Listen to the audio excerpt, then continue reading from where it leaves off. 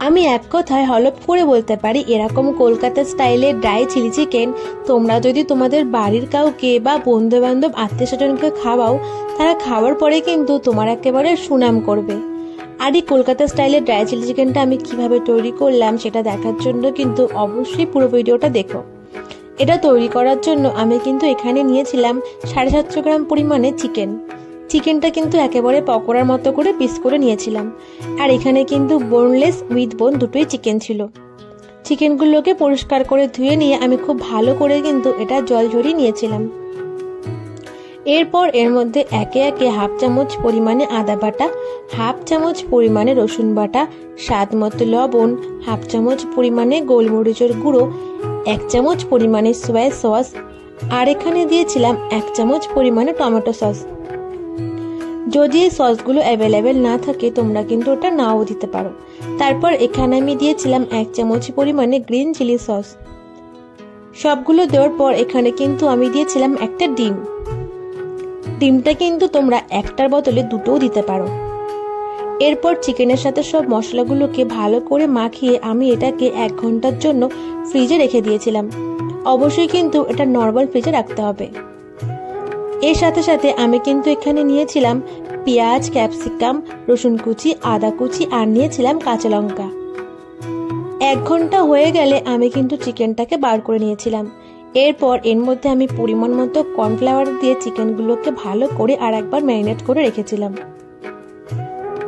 পেঁয়াজ আর ক্যাপসিকামটা কিন্তু একেবারে সমান সমান মাপেই কাটতে হবে। চিকেনের পকোড়াগুলো তৈরি করার জন্য আমি কিন্তু কড়াইতে দিয়েছিলাম পরিমাণ মতো রিফাইন তেল। তেলটাকে ভালো করে গরম করে নেওয়ার পর এখানে ম্যারিনেট চিকেনগুলোকে আমি একটা একটা করে তেলের মধ্যে দিয়েছিলাম। একেবারে লো ফ্লেমে এগুলোকে কিন্তু ভালো করে একটু ভেজে নিয়েছিলাম। আর একটু লালচে লালচে ভাব হয়ে গেলে এগুলোকে উল্টে আর একটা পাশ খুব ভালো করে ভেজে আমি এটা তেল ঝরিয়ে নিয়েছিলাম। এই চিকেন পকোড়াটা খেতেও কিন্তু বেশ ভালো লাগে। চিকেনের পকোড়াগুলোকে কিন্তু ভেজে এরকম ভাবে তেল ঝরিয়ে রেখেছিলাম। এরপর কড়াইতে যে অবশিষ্ট তেল ছিল তার মধ্যে আরো খানিকটা তেল দিয়ে তেলটাকে ভালো করে গরম করে নিয়েছিলাম।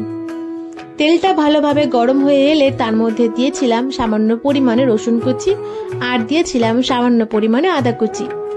আদা কুচি আর রসুন কুচিটা দেওয়ার পর এটাকে হালকা একটু ফ্রাই করে নিয়ে তার মধ্যে দিয়েছিলাম কাঁচা লঙ্কা কুচি।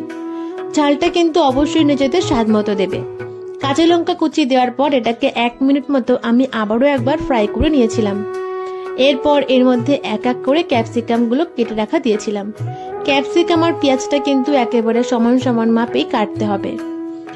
ক্যাপসিকামটা দেওয়ার পর 2 থেকে 3 মিনিট এটাকে ভেজে নিয়ে এর মধ্যে দিয়েছিলাম কেটে রাখা পেঁয়াজগুলো ছেড়ে দিলাম।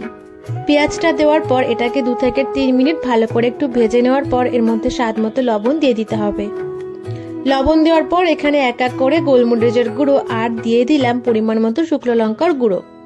গোলমরিচের গুঁড়ো আর শুকনো লঙ্কার গুঁড়ো দেওয়ার পর 5 মিনিট মতো এটাকে ভালো করে একটু ভেজে নেওয়ার পর এখানে এক এক করে 3 চামচ পরিমাণে টমেটো সস, 1 চামচ পরিমাণে সয়া সস আর 2 চামচ পরিমাণে রেড চিলি সস দিয়ে এটাকে কিন্তু এখন খুব ধৈর্য ধরে কষিয়ে নিতে হবে।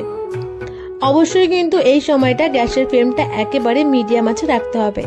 আর কোনো রকমের জল কিন্তু আমরা এর মধ্যে দেব না।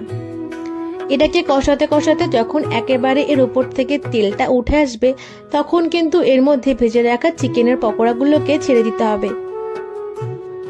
ব্যাস, এবার এভাবে ঠিক মিশিয়ে নেওয়ার পর 5 মিনিট মতো এটাকে ভালো করে একটু ভেজে নিলেই তৈরি হয়ে যাবে আমাদের কলকাতা স্টাইলের ড্রাই চিলি চিকেন।